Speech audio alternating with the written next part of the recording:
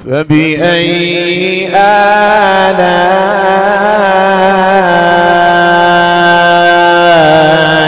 ربكما تكذبان؟ تم ہمیں ڈراتے ہو اس بات سے کہ عذاب آئے گا اللہ کا، تو یہ کب آنا ہے اللہ کا عذاب؟ قیامت کب آئے گی؟ تم اگر سچے ہو اپنی باتوں میں تو لے آؤ پھر وہ عذاب، اور ہو جائے وہ قیامت واقع، تو ہم بھی دیکھیں کہ تم ہمیں جس بات کے بارے میں کہتے ہو وہ بات آخر سچی ہے کہ نہیں ہے۔ یہ مذاقاً مسلمانوں سے کفار مکہ کہتے تھے۔ اس پر اللہ تبارک و تعالیٰ نے پھر کہا محبوب وہ دن دور نہیں، یہ لوگ جو کہتے ہیں کہ لے آؤ وہ عذاب اور وہ قیامت کب آئے گی، اگر تم سچے ہو اپنے دعوے میں، اللہ فرماتا ہے فَلَمَّا رَأَوْهُ زُلْفَةً سِیئَتْ وُجُوهُ الَّذِینَ كَفَرُوا وَقِیلَ هَذَا الَّذِی کُنْتُمْ بِهِ تَدَّعُونَ فَلَمَّا پھر جب وہ اسے قریب دیکھیں گے، رَأَوْهُ زُلْفَةً سِیئَتْ وُجُوهُ الَّذِینَ كَفَرُوا تو کافروں کے منہ بگڑ جائیں گے۔ ابھی تو یہ کہتے تھے نا، کیا کہتے تھے؟ لے آؤ وہ عذاب جس کے بارے میں تم ہم کو کہتے ہو، وہ قیامت کب آئے گی؟ اگر تم سچے ہو تو کیوں واقع نہیں ہو جاتی وہ قیامت؟ اب اس پر اللہ تبارک و تعالیٰ فرماتا ہے کہ ہاں جب وہ اسے دیکھیں گے، جب ہم اسے قریب کر دیں گے قیامت کو، اور جب وہ اسے دیکھ لیں گے تو کافروں کے منہ بگڑ جائیں گے، ان کے چہرے بگڑ جائیں گے۔ کفروا وقیل ھذا الذی کنتم بہ تدعون، اور اب ان سے کہا جائے گا یہ ہے وہ عذاب جو تم مانگتے تھے۔ پہلے تو مانگتے تھے کہ لے آؤ لے آؤ، اب اللہ کہتا ہے جب ہم قریب کریں گے نا عذاب کو، اب ہم ان سے کہیں گے کہ جو عذاب تم مانگتے تھے یہ لو لا دیا تمہارے ساتھ۔ اب اس کو ذرا تفصیل سے سمجھتے ہیں کہ اس آیت کا خلاصہ یہ کہ جب کفار آخرت میں اس عذاب کو اپنے قریب دیکھیں گے جس کا ان سے وعدہ کیا گیا، تو دنیا میں تو ان کو چھوڑ دیا ہے، بھئی مال دے کے ان کو چھوڑ دیا، اولاد دے کے ان کو چھوڑ دیا، بینک بیلنس دے کے ان کو چھوڑ دیا، اپنی زندگی جیسے چاہو گزار لو، لیکن قیامت میں ان کے لیے عذاب ہے۔ تو یہ عذاب جو دنیا میں عیش و آرام کی زندگی گزارتے تھے وہ یہ سوچتے تھے کہ ہمارے پاس تو کوئی عذاب آنا نہیں، اب یہی عذاب جب آخرت میں ان کے پاس آئے گا، اور جب عذاب کو اپنی آنکھوں کے سامنے دیکھیں گے جن کا ان سے وعدہ کیا گیا ہے اللہ تبارک و تعالیٰ کی طرف سے، اب کافروں کے چہرے سیاہ پڑ جائیں گے، اب ان کے چہرے کالے پڑ جائیں گے، اور وحشت اور غم سے ان کی صورتیں خراب ہو جائے گی، چہرے بگڑ جائیں گے، اور اب جہنم کے فرشتے ان سے کہیں گے یہ وہ عذاب ہے جو مذاق کے طور پہ تم مسلمانوں سے کہتے تھے کہ لے آؤ وہ عذاب، لے آؤ وہ قیامت کب آئے گی، یہ آ گئی، اب ہے تم پر جو عذاب کا دن، یہ آج آ گیا ہے تمہارے لیے عذاب کا دن۔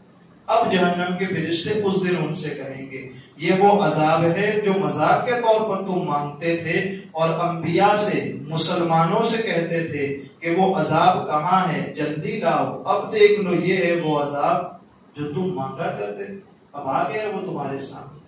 ٹھیک، ایک یہ چیز۔ اس کے ساتھ والی آیت پھر اللہ تبارک و تعالیٰ فرماتا ہے قل ارأیتم، اس کے ساتھ ساتھ کیا تھا کہ یہ لوگ جو کفار مکہ جب نبی اکرم صلی اللہ علیہ وسلم دعوت دیتے نا تو یہ لوگ تمنا کرتے کیا، کاش یہ آدمی مر جائے، اللہ اکبر، یا پھر صحابہ کرام اس دنیا سے چلے جائیں تو ہمیں کوئی راہ راست کی طرف بلانے والا نہ ہو۔ انبیاء کے اور صحابہ کے انتقال کی یہ لوگ تمنا کیا کرتے تھے کہ یہ لوگ چلے جائیں تو ہمیں کوئی سچی اور سیدھی بات نہ بتائے، یہ کفار کا طریقہ ہے۔ تو اگر آج بھی اگر ہم مسلمان ہونے کے باوجود اگر ہمارا غلط رویہ ہو، اور اگر ہمیں کوئی نصیحت کرے، صحیح بات کی طرف بلائے، اس وقت ہمارے دل میں اگر یہ خیال آئے یار یہ آدمی کہاں ہمارے پاس آ جاتا ہے، یہ آدمی تو ہمیں سیدھی یہ تو جب بھی آتا ہے تب یوں کہتا ہے اللہ کی طرف آؤ، رسول کی طرف آؤ، اگر یہ خیال ہمارے دل میں آتا ہے تو یہ کفار والا طریقہ ہے۔ کفار کو جب صحیح راستے کی طرف بلایا جاتا تو وہ لوگ اپنے دل میں سوچتے کیا، کاش یہ لوگ مر جائیں، ہمیں بلائے نہ اچھی راہ کی طرف۔ تو اگر اس زمانے میں بھی ہم اگر یہ سوچے صحیح دعوت کی طرف، یار یہ کہاں ہمارے پاس آ گیا، ابھی اس کے پاس جاؤں گا تو 2 منٹ بیٹھنا پڑے گا، کوئی مسئلہ سننا پڑے گا، کوئی دین کی بات کرنی پڑے گی، اگر یہ خیالات ایسے ہمارے دل میں آتے تو یہ شیطان کی طرف سے ہیں، اور یہ وہی ہیں جو کفار مکہ کے دل میں آتے۔ اللہ تعالیٰ اس برے خیالات سے ہم سب کی حفاظت فرمائے. یہ ایک چیز. تو یہاں یہ تمنا کرتے کیا کہ کاش یہ لوگ انتقال کیوں نہیں کر جاتے. اس پر اللہ تبارک و تعالیٰ نے فرمایا محبوب ان کو پھر آپ اعلان کریں کیا قل ارأیتم ان اہلکنی اللہ ومن معی ورحمنا فمن یجیر الکافرین من عذاب علیم. تم فرما دو محبوب کیا کہ اگر اللہ مجھے اور میرے ساتھیوں کو, نبی اکرم صلی اللہ علیہ وسلم کیا فرماتے ہیں, اگر اللہ مجھے اور میرے ساتھیوں کو ہلاک کر دے, ختم کر دے, یا ہم پر رحم فرمائے. ایک تو یہ چیز کہ ہمیں ختم کر دے, یا دوسرا ہم پر رحم فرمائے, تو وہ کون ہے جو کافروں کو دردناک عذاب سے بچائے گا. سمجھ رہے ہیں, میں ہلاک ہو جاؤں یا میرے ساتھ والے ہلاک ہو جائیں, یہ مسئلہ اپنی جگہ ہے, لیکن وہ کون ہے جو کافروں کو اللہ عذاب دے گا تو کافروں سے عذاب کو ہٹائے؟ وہ تو کوئی نہیں. اس کو تھوڑا سا یوں سمجھیے کہ کفار مکہ نبی اکرم صلی اللہ تعالی علیہ وسلم اور صحابہ کرام کی وفات کی آرزو کرتے, تمنا کرتے تھے. اس پر اللہ نے اپنے حبیب سے ارشاد فرمایا, حبیب ان سے کہیں, آپ ان کفار سے فرما دیں کہ ہم تو مومن ہیں, بھئی ہم تو رب پر ایمان لائے تو ہم مومن ہیں, اور دو اچھی چیزوں میں سے ایک کے منتظر ہیں.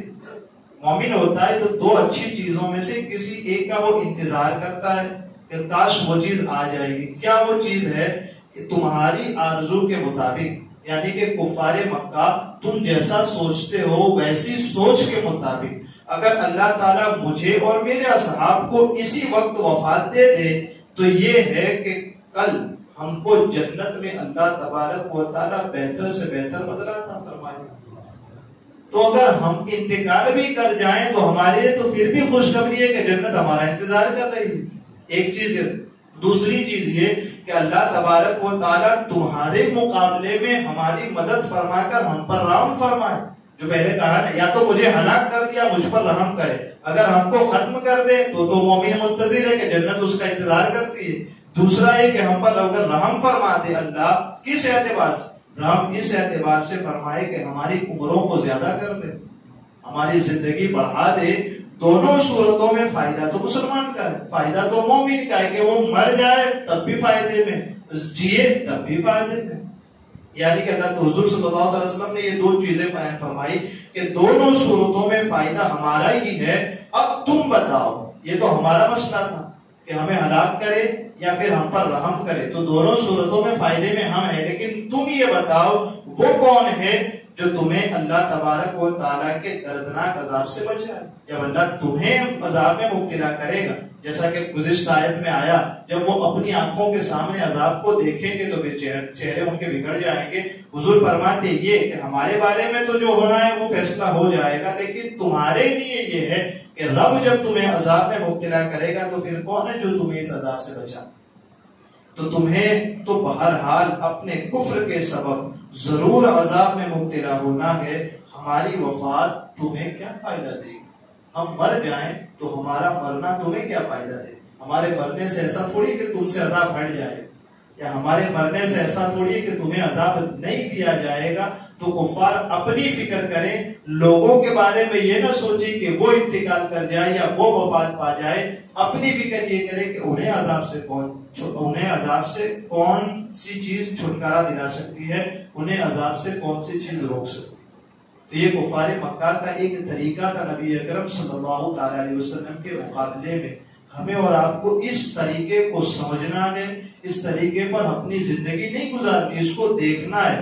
کیا کہ کل بھی ان لوگوں کو دعوت دی گئی تھی, آج بھی دعوت دی جاتی ہے, ٹھیک ہے. تو ہمارا رویہ یہ نہ ہونا چاہیے کون سا جو کفار مکہ والا تھا کہ کہیں انجانے میں, جان بوجھ کر نہیں, انجانے میں ہم وہ رویہ اختیار کر لیں جو کفار مکہ نے اپنایا تھا. تو جب وہ اگر اختیار کر لیں گے تو پھر اللہ نے ان کا فیصلہ جو فرمایا کہ جہنم کا عذاب ان کے لیے تھا, تو کہیں ایسا نہ ہو کہ وہ رویہ اپنانے کے سبب کر ہم بھی ان میں شامل ہو جائیں. اس بات سے قرآن ہمیں بھی آگاہ فرماتا ہے کہ مسلمانوں تم نے کیسا رویہ اختیار کرنا ہے. تمہارا رویہ وہ ہونا چاہیے کہ رسول کے فرما بردار جیسے تھے, نبی اکرم صلی اللہ تعالی علیہ وسلم کی باتوں کو ماننے والے کیسے تھے, کس انداز سے مانتے تھے. تو میرے صحابہ کو دیکھتے چلے جاؤ اور اپنی زندگی کو گزارتے چلے. یہ قرآن کا سبق ہمارا اللہ تعالیٰ مجھے آپ کو کہنے سننے سے زیادہ علم اور عمل کی توفیق عطا فرمائے. قرآن مقدس کو سیکھنے، سمجھنے، اس کے ترجمے تفسیر کو یاد رکھنے، دل میں بسانے، اس پر عمل کرنے، دوسروں تک پہنچانے کی بھی اللہ عز و جل ہم سب کو توفیق عطا فرمائے. کہنے سننے میں عمدن سہون کوئی خطا ہوئی ہو اللہ عز و جل اسے معاف فرمائے.